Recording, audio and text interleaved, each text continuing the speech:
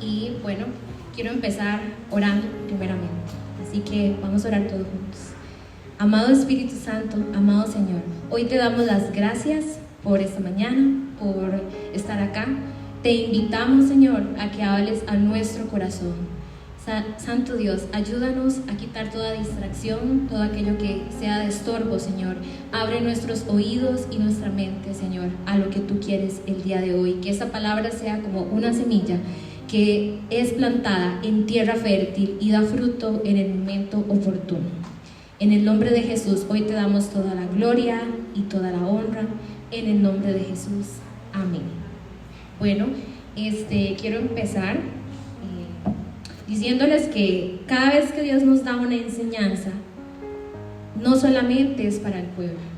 Esa enseñanza, mientras yo la vivía, no me di cuenta hasta que el Señor me la trajo a memoria. Y vamos a empezar con, me pueden acompañar en la escritura, en Éxodo 7:16. Éxodo 7:16. Sí, yo sé, Éxodo, ¿verdad?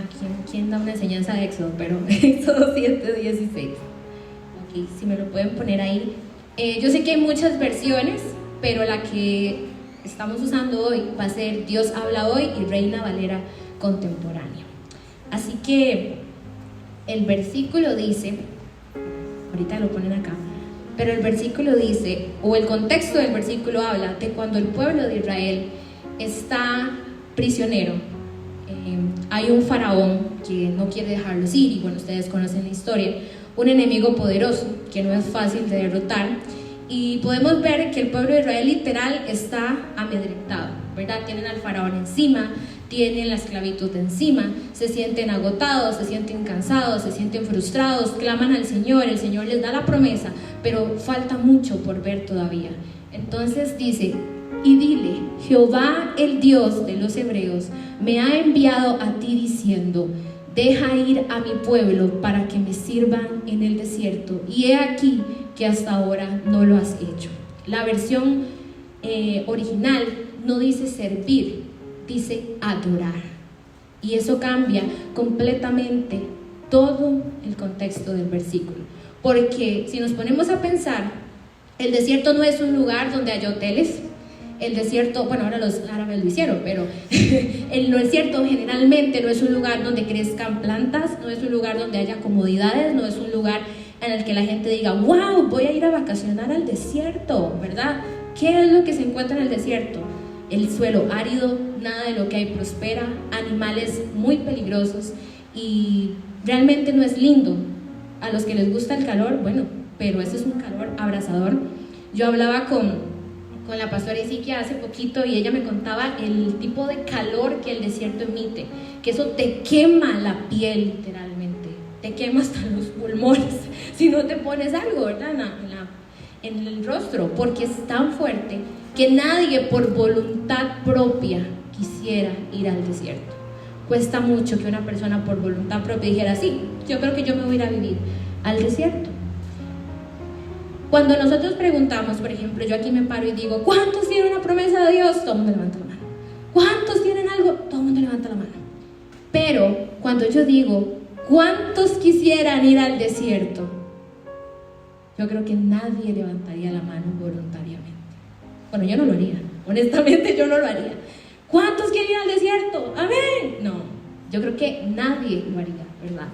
Entonces, es un lugar que cuando pensamos, lo relacionamos con el temor, con la soledad y con cosas no muy buenas, ¿verdad? No hay vida, incertidumbre. Si usted se pierde en el desierto, usted no sabe si va a sobrevivir. Siempre hay una incertidumbre completa. Nunca se sabe, ¿verdad?, lo que va a suceder. Es para algunos, y realmente eso es importante, para algunos el desierto puede ser un trago muy amargo. No, está bien, déjelo ahí. El desierto es un trago muy amargo, y para otros llega a ser una bendición. Qué raro, ¿verdad? Para algunos el desierto es un lugar en el que no quisieran volver a estar, en el que han sufrido y han llorado lágrimas. Pero para otros, cuando les preguntamos del desierto, nos dicen, bendito desierto que yo pasé. ¿Verdad que sí? Y qué raro, porque es el mismo lugar, pero son dos perspectivas diferentes. Yo conozco personas que me han dicho, si no hubiera sido por este desierto, yo no sería lo que soy hoy. Así como he encontrado gente que se quedó atascada en el desierto y nunca salió de ahí. Así que cuando Dios llama, imagínense usted el contexto, porque es una cosa increíble, presionados por el faraón, con todo el trabajo, la carga, la frustración, y tras de eso Dios les dice que los va a liberar, pero no los va a ir a dejar allá a la playa, no, los va a ir a mandar al desierto. O sea, para variar vamos a ir a un lugar que no es nada lindo. Ya estamos mal, pero aquí vamos para un lugar que no sabemos qué va a suceder. Justo Dios escoge el desierto para que su pueblo le adore. En otras versiones dice para que le haga una fiesta. Y en otras versiones dice para que le sirvan. Y esas tres palabras nos van a servir muchísimo, porque es raro que Dios me llame a mí, si soy el pueblo de Él, a adorar en el desierto. ¿Por qué no puedo adorar en la playa? ¿Por qué no puedo adorar en un lugar cómodo? ¿Por qué en el desierto? Y Éxodo 7:16 nos habla de eso, ¿verdad? De que cualquiera pensaría que el panorama de Israel no era fácil. ¿Y cuántas veces nosotros hemos estado así? Hemos estado presionados con un panorama que no es bueno, y tras de eso Dios nos llama a ir a un lugar y uno dice, no, Señor, pero de ahí yo quiero ir, ¿por qué me mandas ahí? Si eso es el desierto para mi vida. Casualmente, yo no sabía que iban a cantar esta canción de Estar a tus pies, de verdad, esta última, y justo esa canción representó mucho para mí. Yo no sabía eso. Cuando la estaban cantando, Dios me trajo al recuerdo, porque cuando uno de mis desiertos más grandes en mi vida empezó, esa canción marcó el inicio de eso. Y yo cuando la escuché, porque conste que nadie sabía que iban a cantar esa canción, wow, Dios me trajo al recuerdo y fue una confirmación de que era la enseñanza que tenía que dar. Estando en tierra extranjera, humillados, maltratados y ahora en el desierto, pareciera que no hay nada positivo en esta historia. Pareciera que todo el panorama está totalmente opuesto a lo que pensamos, ¿verdad? Pero probablemente nos preguntamos, ¿a qué al desierto? ¿A qué? Y ahí radica la pregunta del día. ¿Cuántos de nosotros estamos como Israel en este momento? Presionados con un enemigo que nos está respirando en la nuca y Dios nos está diciendo, avance, pero no avance a un lugar cómodo, avance a un lugar que sabe que hay incertidumbre, que no sabemos qué va a suceder en el futuro. Sentimos que muchas veces el agotamiento y el desánimo es parte de nuestra vida. Ya no lo vemos como algo que sucede espontáneamente, sino que lo vemos como parte de nuestra vida todo el tiempo. Pero algo que a mí me impresiona es que Dios es tan grande que nos enseña esto a través del pueblo de Israel, porque mucha gente lo escucha y digo, sí, es que Israel era así, qué malagradecidos, y bueno, uno escucha la historia y uno dice, pero somos nosotros. Pero somos nosotros, no apunte tan alto, hermano, somos nosotros. Así que cuando la Biblia menciona Israel, véase reflejado en ese pueblo. En algunas versiones, como les decía, la palabra es servir. Y muchas veces cuando entramos al desierto, y háblese de desierto, pruebas, lugares difíciles, temporadas difíciles, pensamos, ¿servir? ¿Qué? Yo estoy pasando por un proceso difícil, yo no tengo cabeza para servir. Y esto está dentro de nosotros. Adorar, no, pero si es que a mí me duele el alma, si esto me está costando la vida, ¿cómo yo voy a adorar? Si estoy en el desierto, Señor, no, yo me voy a sentar, voy a esperar a que pase el desierto, y cuando ya pase el desierto, entonces ya ahora sí, ahí sí danzo y grito, pero mientras está la prueba, no, Señor, no me pidas que yo adore porque mi corazón me duele, porque me duele la espalda, porque es que dura mi vida, yo no puedo. Pero cuando pase el desierto, yo te prometo, Señor, que yo te voy a adorar. Yo te prometo que cuando pase este desierto, yo te voy a servir. Pero, ¿por qué tengo que esperar a que pase el desierto para tomar esa decisión? Si Dios me está diciendo, deja ir a mi pueblo al desierto para que me adoren, ¿por qué yo le pido a Dios que pase el desierto para adorar? ¿Por qué yo le pido a Dios que pase el desierto para servirlo? ¿Por qué yo le pido a Dios que pase el desierto para hacer una fiesta para Él? ¿Por qué tengo que esperar a que suceda eso? ¿Por qué no lo puedo hacer ya? Sin agua, sin fuerzas, sin comida, pero Dios quería que lo adorara. ¿Cuántas veces estamos así? Como digo yo, alas de cucaracha. Estamos más de aquel lado que de este, ya queremos ver la presencia del Señor para descansar, pero así quería Dios que lo adoraran. El plan de Dios no era que el pueblo de Israel durara 40 años en el desierto. De hecho, el trayecto es sumamente corto, eran 11 días. Tenían la comida suficiente, tenían la fuerza suficiente, tenían todo para pasar en 11 días. 11 días normales, cualquiera pasa 11 días, pero se extendió 40 años. ¿Qué hizo que se extendiera 40 años un trayecto? Imagínense que esto es como que usted vaya de aquí al centro de Alajuela y dure 40 años yendo del centro de Alajuela. O sea, 11, ¿verdad? ¿Me entiendes? Es un trayecto súper corto, pero ¿por qué daban tantas vueltas? ¿Qué hizo que ese trayecto no lo pudieran ver? Y a veces la gente se pregunta, 40 años, uy, qué montón. No, eran 11 días lo que tenían que caminar. Pero ¿qué hizo que durara todo ese tiempo? ¿Por qué su proceso en el desierto se retrasó tantísimos años? ¿Qué hizo que se quedaran pegados caminando ahí en círculo? Bueno, mientras el pueblo de Israel sale con una actitud positiva, porque dice, bueno, somos liberados de nuestro enemigo, vamos al desierto y pasamos. Pero resulta que pasa algo que nos pasa a nosotros. El desierto lo empezamos 10 de 10. Yo este desierto lo paso, en Dios yo confío, todo va a salir excelente. Llevo un mes en el desierto, pero yo me siento fuertísima. Todos los días hago ayuno y oración y ahorita pasa un mes, pasan cosas, pasaron cosas en la familia, empiezan a molestar en el trabajo, empiezan a molestar en la casa, y para variar, ese día estresante, viene alguien y se lo atraviesa a uno y usted hasta que siente que ya no la da. Ese día se dice, ya no la doy, Señor. ¿Y qué pasó con la actitud que usted tenía al principio? Que este desierto lo paso, se fue, salió volando. Y eso fue lo que pasó con Israel. Todo bien, 11 días aquí nosotros, sí. Pero entonces hubo un grupo de personas, y aquí es donde empieza lo bueno. Hay dos grupos de personas cuando pasamos el desierto, y ustedes van a decidir a qué grupo pertenecen. La Biblia habla de una familia que eran primos de Moisés. Moisés el elegido del Señor, Moisés el que veía la cara del Señor casi. Y eran primos, o sea, se hablaban así así, ¿verdad? Ellos sabían todo, sabían el plan, Moisés les había contado, eran parte de su familia, así que no cabe la posibilidad de como que tuvieran duda, ¿verdad? Pero sin embargo, cuando fueron pasando los días, y ojo, que quiero aclarar esto, no es que el Señor los mandó ahí al desierto a que se murieran, no.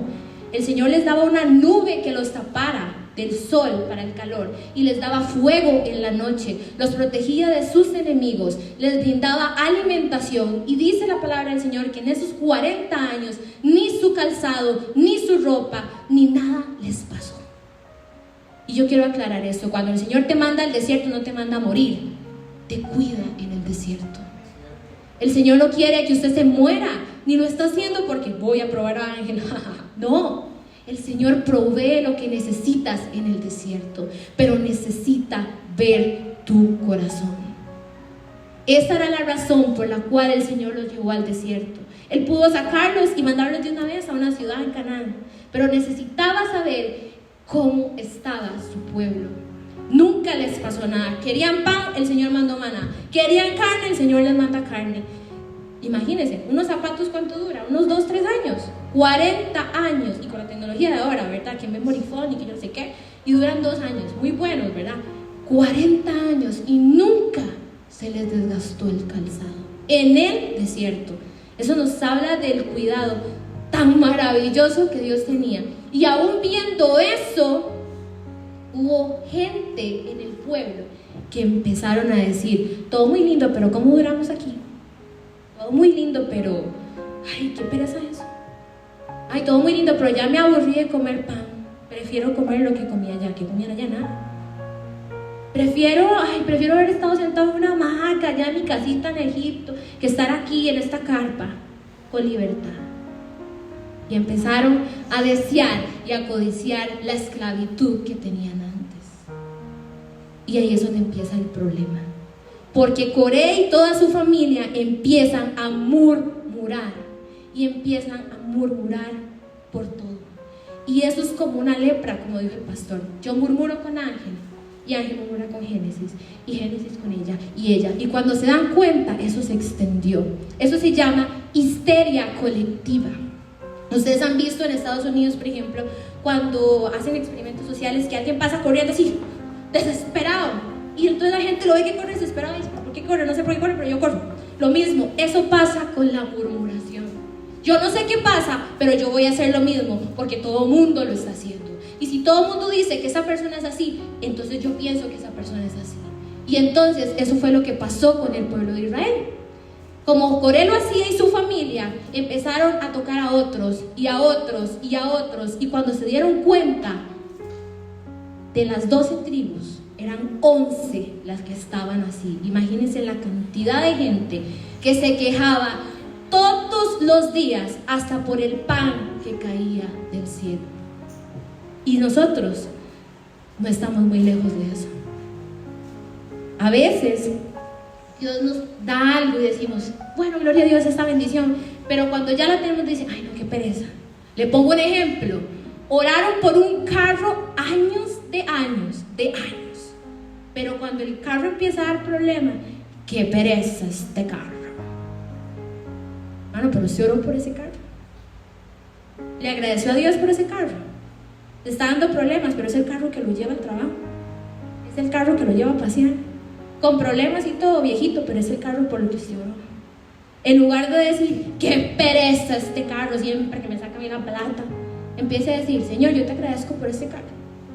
Si me quieres dar otro, está bien. Pero si quieres que me quede con él, estoy feliz con él. En lugar de decir, ¿por qué? Y cuando usted intente hacer eso, recuerde Israel diciendo, ya hay más carne, ¿cierto? Más carne, ya no queremos carne. Más pan, ya no queremos pan. Más esto, ya no queremos. Y a veces somos así. Normalmente somos así.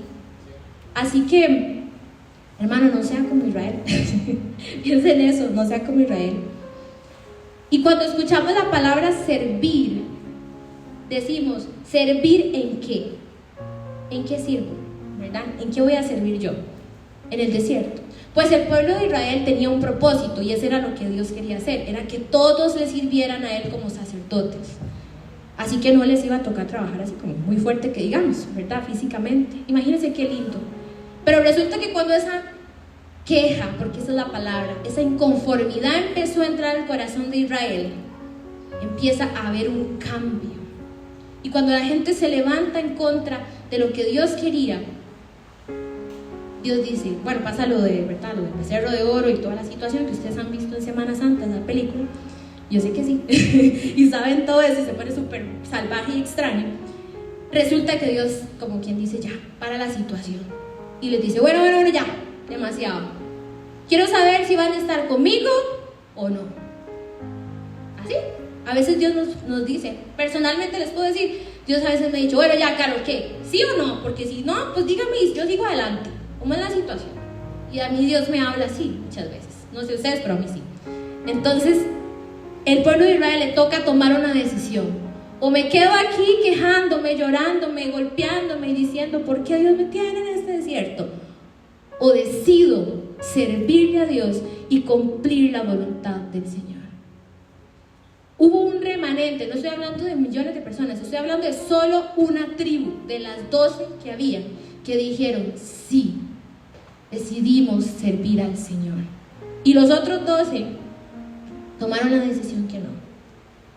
Así que esta tribu se llama la tribu de Leví, que hasta la fecha de hoy son los encargados de llevar el sacerdocio del pueblo de Israel. Ellos eran los que servían al Señor. E inclusive era tanto, esta queja llevó tanto a separarse de ellos, del corazón del Señor, que ellos no querían ver al Señor en su manifestación física. Y decían, no, mejor que ellos se hagan cargo y nosotros seguimos así como la vida normal. y delegaron esa responsabilidad que era el llamado solamente a esas personas. ¿Por qué? Porque la queja nos separó del proceso de ver a Dios a cara. Simplemente los alejó, los dividió. No porque Dios lo quisiera, sino porque en su corazón ellos le abrieron la puerta a eso. Así que el pueblo de Israel se divide en dos: los levitas y los otros pueblos, ¿verdad? Los levitas viven literal de lo que el pueblo le da al Señor, ¿verdad? Y los otros sí tienen que ir a trabajar, tienen que ir a hacer todas las situaciones y pues, ¿verdad? Resulta, así para hacerles un spoiler, pues sí, la familia de Coré muere, bien feo, honestamente. Eso es peor que la Rosa de Guadalupe, es verdad. La tierra se abre en dos y se los traga, así de feo pasó la situación. Y luego los demás deciden, ahora sí, calmaditos todo el mundo, sigamos caminando, ¿verdad? Pero Dios tenía que hacerlo. Suena muy drástico, yo sé, que se abra la tierra y se los trague, ¿verdad?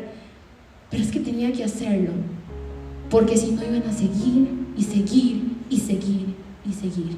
No significa que el proceso, que la gente que hablara muriera ahí, porque siempre hubo casos de eso, pero sí tenía que desaparecerlos.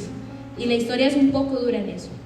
Ahora les pregunto, ¿qué actitud tienen ustedes cuando pasan en el desierto? ¿Qué actitud tienen? ¿Tienen la actitud de Coré? Me quejo, lloro, hablo con los demás de lo que me molesta. ¿O decido simplemente estar ahí, pero adorando y sirviendo al Señor? ¿Cuál es mi posición en el desierto que estoy viviendo? ¿Soy como Coré? Espero que no se lo traiga la tierra.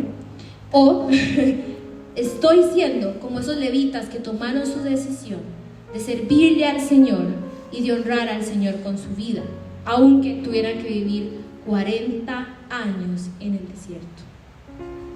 ¿Qué actitud tenemos?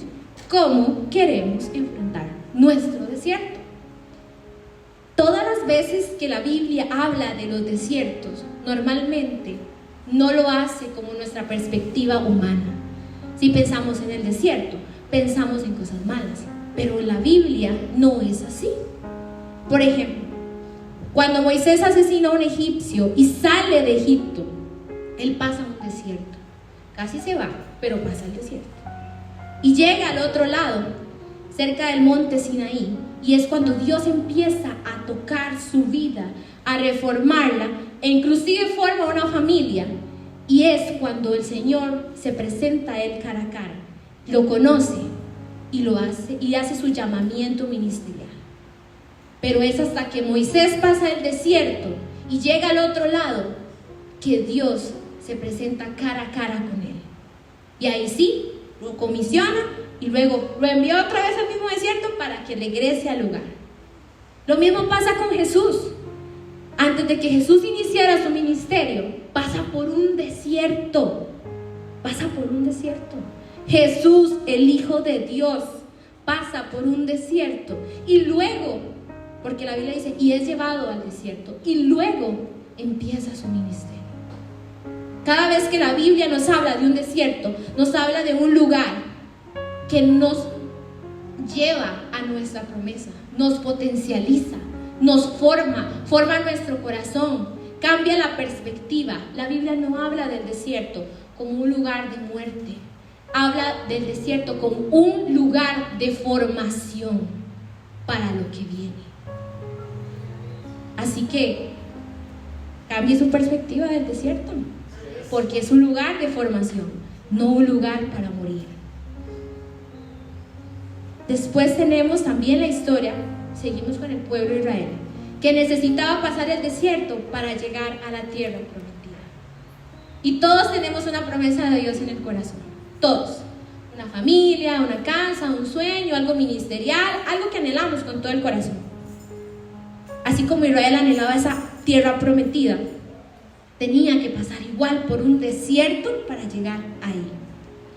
El desierto nos forma, nos confronta, porque estamos solos, nos confronta, nos hace crecer, nos duele, y eso a la mayoría no les gusta.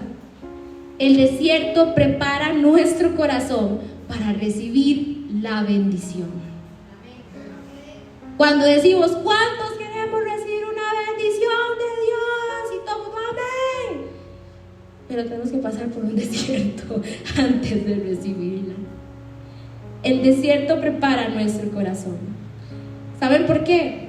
Porque nos hace poner nuestros ojos lejos de las distracciones y nos hace poner los ojos en Jesús. En el desierto no hay nadie más que el Señor y yo.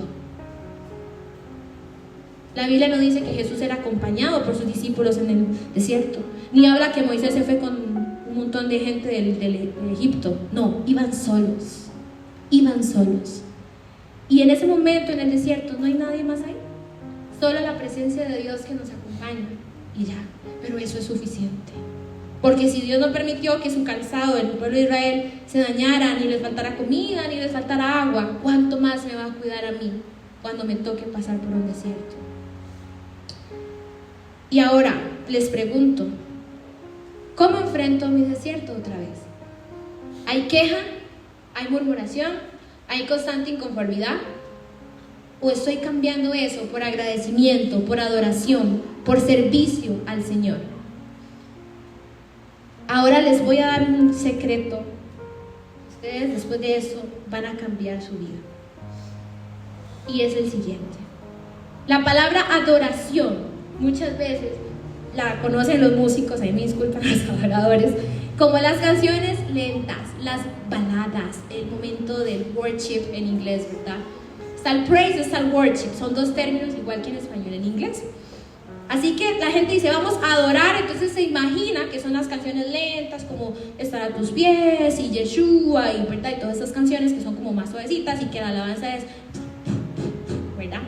El parapapunchis, decía una amiga mía, la alabanza, y la adoración. Pero les tengo una sorpresa, no es así. No es así. La adoración va más allá. La adoración es algo que nace del corazón, que no necesita música. Y ahí me vuelve la cabeza de todo el mundo. Porque pensamos que para adorar yo tengo que poner la playlist de Spotify de Worship 2023, ¿verdad? Tenemos que poner esa playlist de todas las adoraciones modernas. Y no es así. La adoración no necesita música. Eso es impresionante. A mí me dejó la cabeza también así. La palabra del Señor cuenta millones de historias de gente que adoró y cambió sus circunstancias. Así como ustedes lo escuchan. ¿Que adoró y cambió sus circunstancias? Sí, adoraron y cambiaron las circunstancias. Les pongo un ejemplo. Pablo y Silas, y ese es el siguiente versículo, en Hechos 16, 25 y 26. Imagínense ustedes sienten que el desierto los está matando. Pues el apóstol Pablo y Silas estaban en la prisión, encadenados, tal vez sucios, con hambre, no habían ido al baño, con prisioneros peligrosos a la par.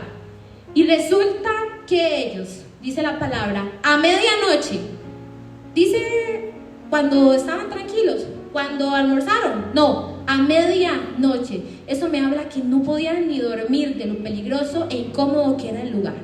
Y dice, a la medianoche Pablo y Silas oraban. ¿Y qué? Y cantaban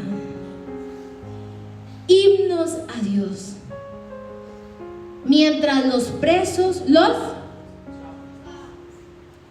de pronto, así, esa es la palabra clave, de pronto hubo un terremoto tan violento que los cimientos de la cárcel se estremecieron y al instante todas las puertas y las cadenas se soltaron. Qué impresionante, ¿verdad? Porque estaban en una situación, como hemos venido hablando, difícil, costosa, nos duele, aprisionados, en un lugar incómodo, pero deciden empezar a cantar, deciden empezar a adorar a Dios, sin tener esa perspectiva de tal vez si adoro al Señor, ahí Señor me haga un favor. No, simplemente lo hacían. Les nació en su corazón adorar en medio de su prueba. Les nació en su corazón adorar en medio del momento difícil, y resulta que en ese momento Dios rompe las cadenas y acorta ese proceso y los hace libres. Otra historia que nos hace referencia a la importancia de la adoración en nuestro proceso es la historia, y esa sí no la puse, pero yo les hago un resumen rápido, de Josafat y el pueblo de Israel. El pueblo de Israel nunca ha sido adiestrado para pelear, nunca fueron buenos en pelea ni en batalla, y tampoco muy numerosos. Así que cuando un enemigo poderoso se presentaba, normalmente el rey o el líder iba a preguntarle al Señor si tenían que pelear o no, porque si Dios no les daba la victoria, ellos mejor ni se metían porque sabían cómo les iba a ir. Así que Josafat era el rey de Israel y le dice al Señor: Señor, este pueblo está aquí, está retando, ¿qué hacemos? Porque son demasiados y nosotros somos así. ¿Qué hago? ¿Mando a los guerreros o simplemente nos retiramos? No cobardemente, pero nos retiramos, ¿verdad? Y el Señor le dice: no, Josafat, esta pelea no se gana con fuerza. Empiecen a ayunar, empiecen a adorar y yo me encargo del resto.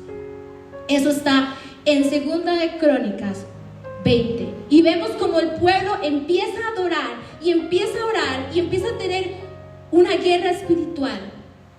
Pero entienden que la victoria no viene en ellos, sino que se la da el Señor. Y Dios le da la victoria a Israel. Israel no tuvo que mover un solo dedo. Lo único que tuvo que hacer fue adorar al Señor. Y Dios les dio la victoria. También tenemos el caso de Ana. ¿Cuántos años Ana clamó al Señor para tener un hijo? Años. La Biblia nos habla que su corazón estaba como amargado. Imagínense lo que era tener a Penina todos los santos años ahí, que pasaba con la ofrenda, y ella no podía porque no tenía un hijo, y le clamaba y le clamaba y le clamaba al Señor, pero su corazón estaba lleno de resentimiento, odio y de queja, porque en el fondo muchas veces oramos al Señor, pero no oramos dándole gracias, oramos poniéndole una queja. Señor, gracias por este día, pero necesito un carro. Señor, gracias por este día, pero como que si te puedes llevar a esa compañera de trabajo, te agradecería muchísimo, ¿verdad? Entonces, ¿estamos orando o nos estamos quejando con Dios? Porque eso no le podemos llamar oración. ¿O me equivoco? Así que Ana tenía esa misma situación, iba al templo, ¿verdad? O todo eso, ¿y qué? Volvía igual, porque siempre tenía en su corazón ese resentimiento.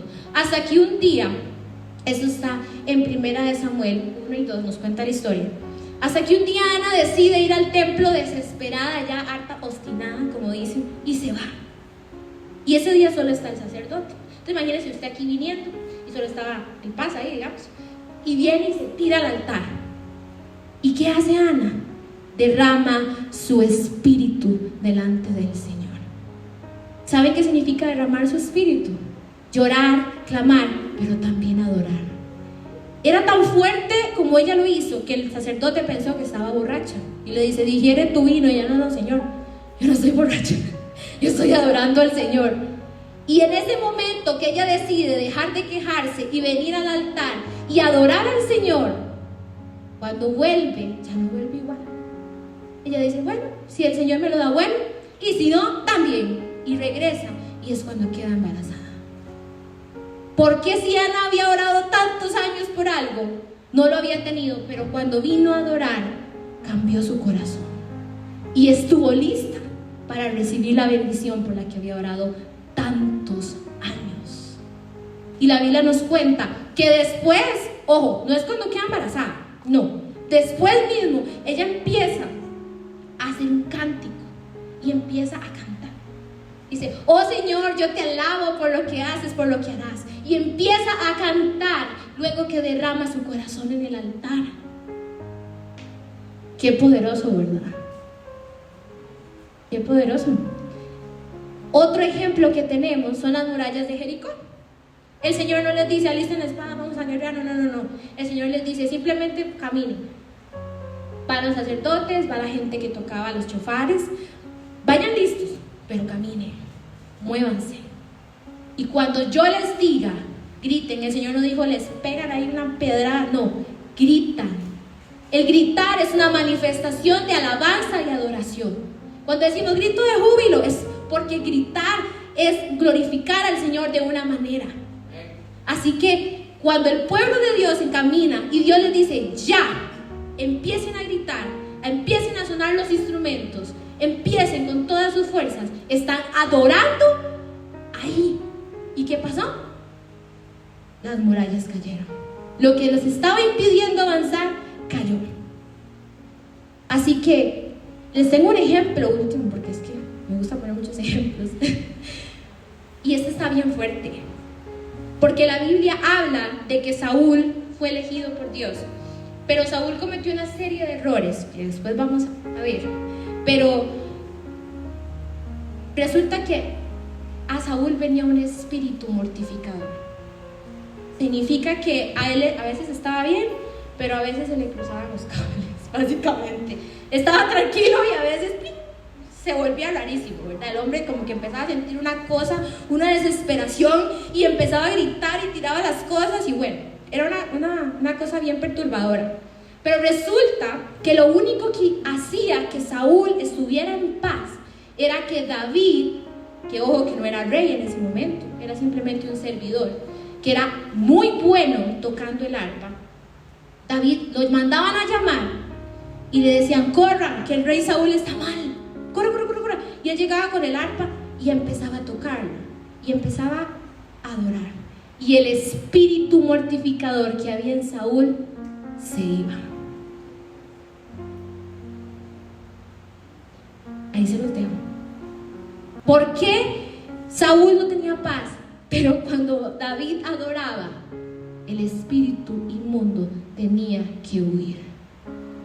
Hoy les estoy dando en sus manos una llave muy valiosa, y espero que la estén entendiendo.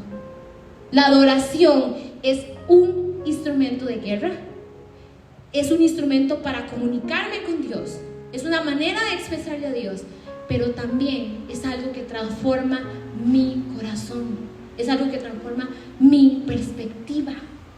Y aquí hemos visto muchos ejemplos de lo que hace la adoración en medio de momentos difíciles. Es muy importante aclarar esto. La adoración no es la magia, no es la adoración, es a quién adoramos. El pueblo de Israel adoraba al Señor, David adoraba al Señor, Pablo y Silas adoraban al Señor. Lo que hace poderosa la adoración es a quién adoramos, es al Señor. En Efesios 3:20 es uno de mis versículos favoritos. Ahí se me lo pueden poner. Y dice, y aquel que es poderoso. ¿Qué es lo que hace poderosa la adoración? Dios. ¿Y quién es poderoso? Dios.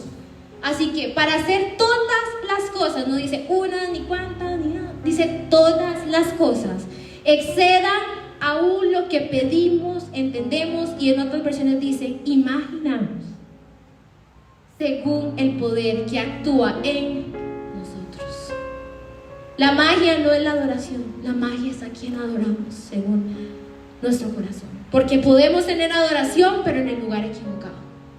Podemos adorar a una persona, podemos adorar a un trabajo, podemos adorar a un hijo, podemos adorar a un esposo.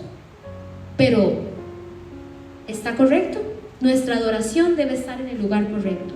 Y nos dice que Dios es poderoso para actuar más grande aún de lo que podemos imaginar cuando le adoramos. Recuerde que usted tiene un Dios poderoso, alábelo. Recuerde que usted tiene un Dios poderoso, adórelo, recuérdelo siempre. Todos los personajes bíblicos que pasaron por desiertos, no nos habla que Jesús estuvo plagueando todos esos 40 días, ni Moisés. Nos habla que tuvieron una actitud correcta. Y tener una actitud correcta también es una forma de adorar. Adorar no es lo que vienen a hacer los muchachos aquí los domingos, que lo hacen excelente, gloria a Dios. No es lo que vienen a hacer las muchachas de danza, que lo hacen excelente, gloria a Dios. No es lo que vienen a hacer ustedes como pueblo aquí los domingos, que lo hacen excelente, gloria a Dios. Adorar es lo que hacemos día con día, en nuestra casa, en nuestro trabajo, en nuestra universidad, en nuestra, negocio, en lo que hacemos, en lo que nos desempeñamos. como lo hacemos, es nuestra manera de adorar a Dios. Adorar no es pararse aquí. Esa es la parte que ustedes ven, visible. Pero adorar es lo que cada uno de ustedes hace en su tiempo con Dios. Pero también lo que hacemos todos los días. Eso es adorar. Ahora les digo, ¿para qué adorar? Porque la adoración quita los ojos de nosotros y los pone en el Señor. Cuando yo adoro, inclusive mi cuerpo físico representa ese sentimiento y nos postramos porque empezamos a reconocer que Él es único, como decía Ángel. Nuestra mirada se pone arriba porque entendemos que Él es el que estamos adorando, nuestros brazos, y nuestro lenguaje corporal empieza a cambiar cuando empezamos a adorar al Señor. Porque la adoración nace de un corazón agradecido. Un corazón que no es agradecido no adora. Adorar nos conecta con el corazón del Padre. Adorar nos permite tocar el corazón del Padre, como David. La Biblia nos habla que David era un hombre conforme a su corazón, y no porque fuera perfecto, porque sabemos el montón de errores que cometió. Lo era porque sabía cómo tocar el corazón del Padre a través de su adoración. Adorar nos permite encontrarnos con el Señor cara a cara. Nos permite tener un oasis en el desierto.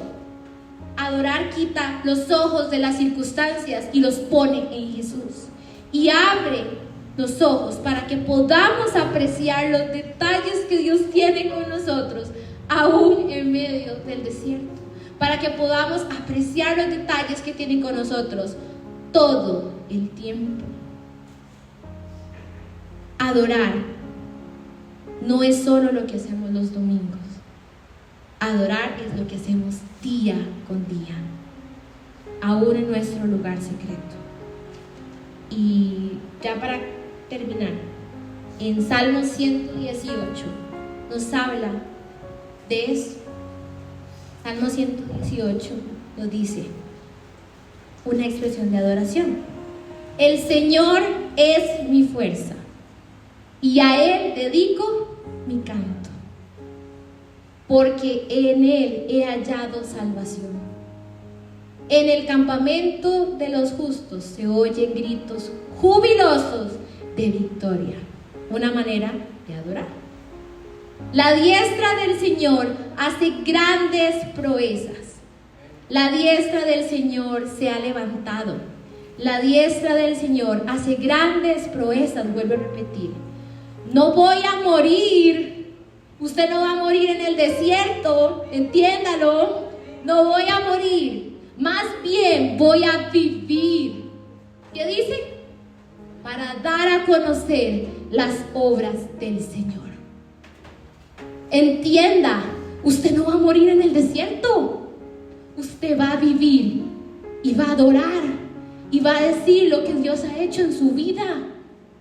Usted va a pasar ese desierto y va a ser de bendición para alguien alguna vez. Lo que usted está viviendo hoy es el testimonio de mañana. Entiéndalo, el desierto no está ahí para matarlo.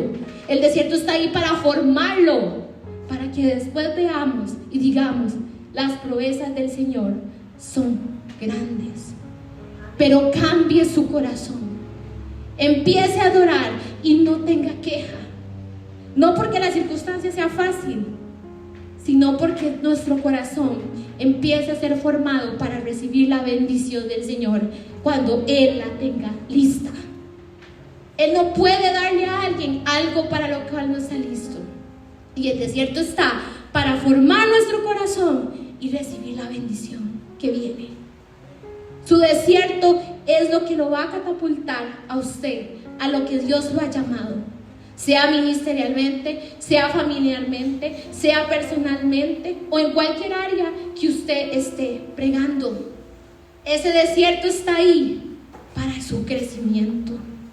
Ese desierto está ahí para capacitarlo para lo que viene, para el futuro.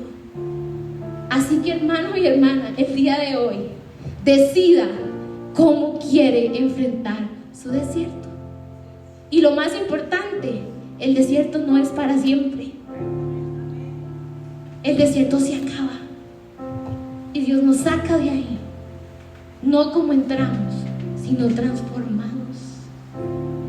en una mejor persona, en un mejor ministro, en un mejor ser humano. Nos transforma. Él no nos deja igual. Él nos va transformando. Nos duele, sí, nos duele, pero es por nuestro bien. Dios está preparando su corazón para las bendiciones que tiene en el futuro. Si ustedes vieran lo que Dios ve en ustedes, empezarían a adorar y empezarían a verse diferentes. Adoren. Este es el momento de adorar. No es el momento de quejarse. Adore, adore. Cuando se sienta triste, adore. Cuando se sienta feliz, adore. Cuando no entienda, adore.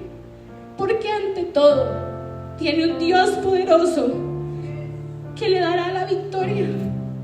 Porque si le digo una cosa, el desierto lo pasamos, pero salimos en victoria. El desierto lo cruzamos, pero salimos en victoria.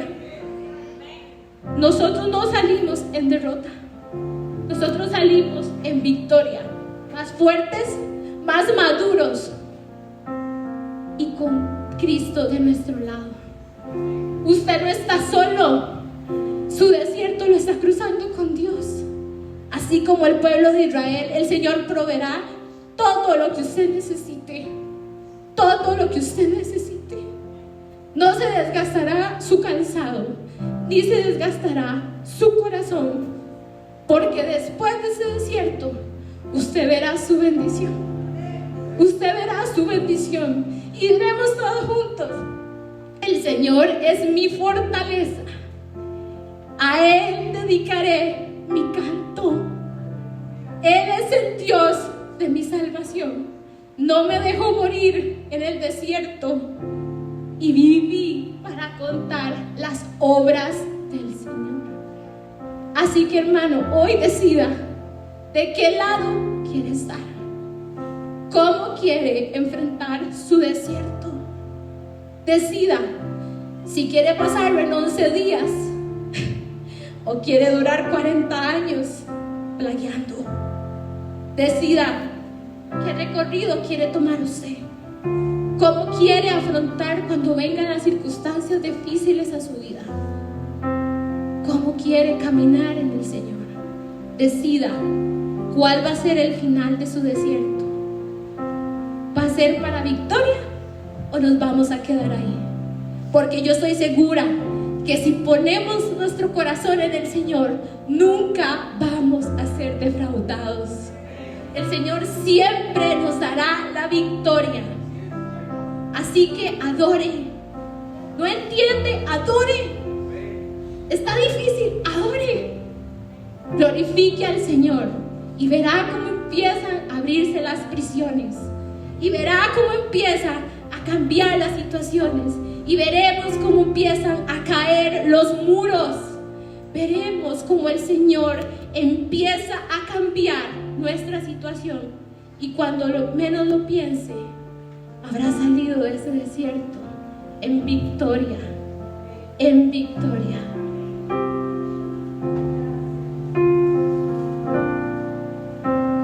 Adórelo.